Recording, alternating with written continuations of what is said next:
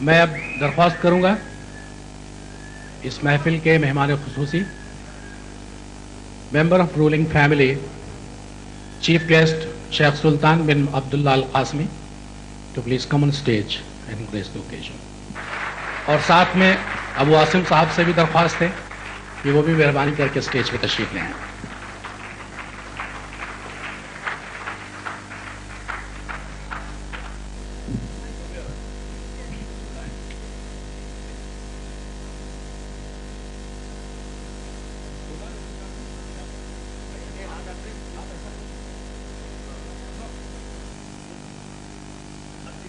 अब इससे पहले कि आगे ही कार्रवाई शुरू करूं, मैं तमाम शोहरा-ए-किराम से दरख्वास्त करूंगा कि वो मेहरबानी करके जो लोग नीचे बैठे हुए हैं वो स्टेज पर तशरीफ ले आएं।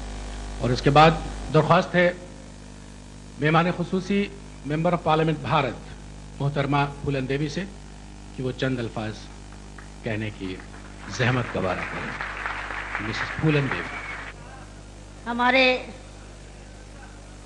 नियाज अहमद एसोसिएशन की तरफ से जो भी हमारे भाई अब्बू हाशमी हाजिम भाई, हमारे सभी साहिर भाई, सराना, जो भी हमारे भाई और बहनों, शुद्ध हिंदी आती है और हमें कोई भाषा आती नहीं है।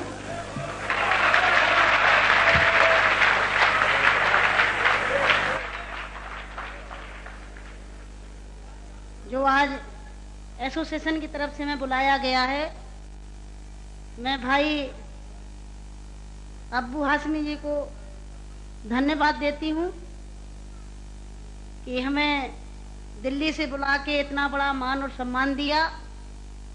हमारे अब्बू हाशमी साहब के जो पिताजी थे, उन्होंने भी बड़ा गरीबों का, महिलाओं को, दबी कुचली महिलाओं का, शोषित पीड़ितों का के लिए बड़ा काम किया। तो आज उन्हीं के नाम से जिस ट्रस्ट है, जिस तरह हमारे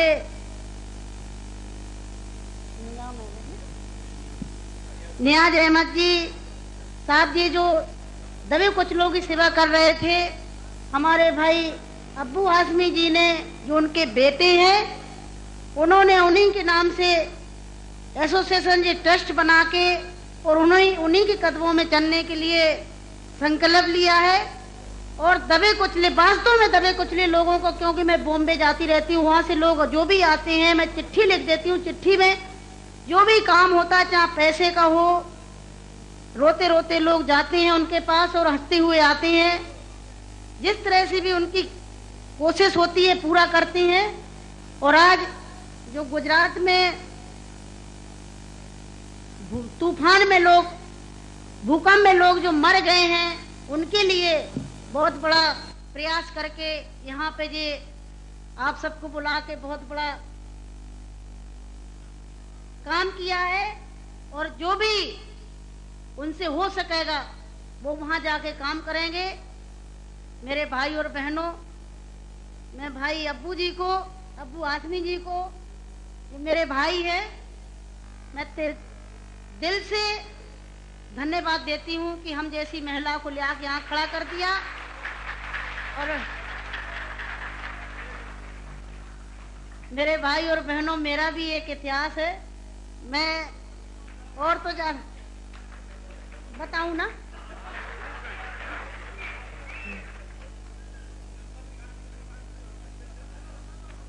इस जमाने की मुसीबत की मारी हुई मैं महिला हूँ। हमें पता नहीं था, मेरा नाम फूलन देवी है, लोग बैंडिट क्वीन के नाम से जानते हैं। और हमें पता नहीं था कि इतना संघर्ष करने के बाद हम जिंदा रहेंगे और आज आप सबके बीच में भी पहुंचेंगे, इतना मान सम्मान भी हम पाएंगे, ये हमने कभी नहीं सोचा था। 4 साल हम जंगल में भटके।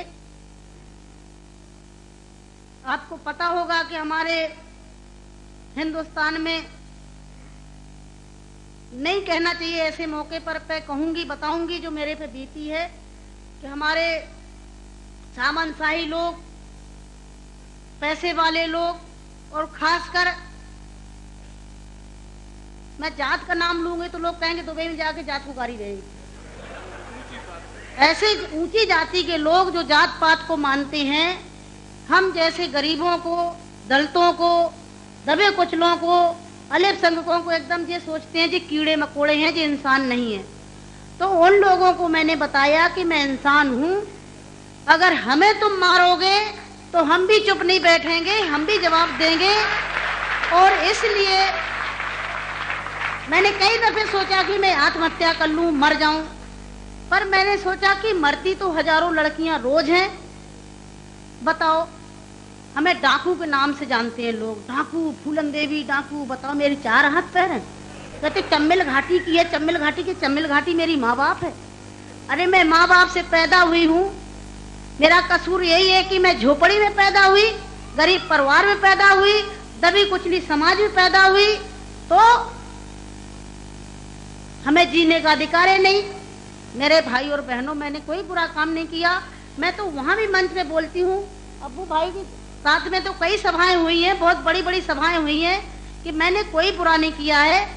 आपने सुना होगा, सुना का आप तो वहीं के सब रहने वाले हैं, कुछ हमारे भाई हैं यहाँ के, है कि एक सीता के कारण इतने बड़े जो रावण का आज तक पुतला फूंकते हैं, उसका यही कसूर था कि खाली एक औरत को उठा ले गया तो आज तक पुतला फूंकते हैं। मैंने क्या बुरा किया? मेरे साथ भी ऐसे रावणों ने अत्याचार किया, मैंने उन रावणों को जवाब दिया। फूलन देवी को डाकू है, डाकू है। अरे वो तो माननीय मुलायम सिंह जी की देन है, नहीं नाम लेना चाहिए, जो आज हम समाज के अंदर खड़े हैं।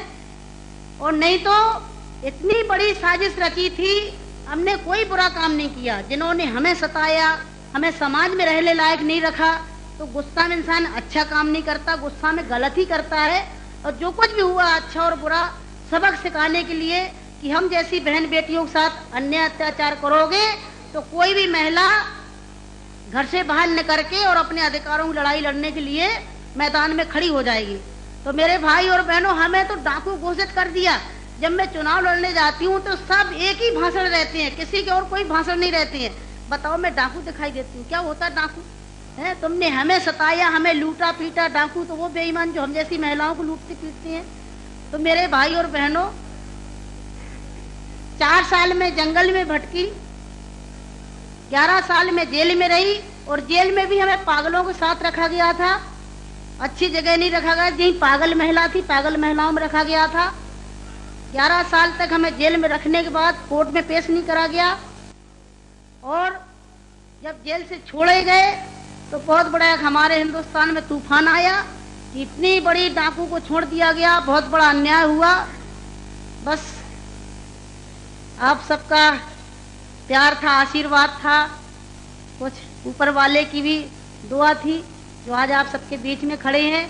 और ज़्यादा कुछ नहीं कहूँगी कि जो हमारे यहाँ पर सब एक होके बैठे हैं, हमें बड़ा खुशी है कि हमारे जो भी भाई हैं इकट्ठे होके बहुत बड़ा आज हमारे अब्बू भाई ने काम करा है।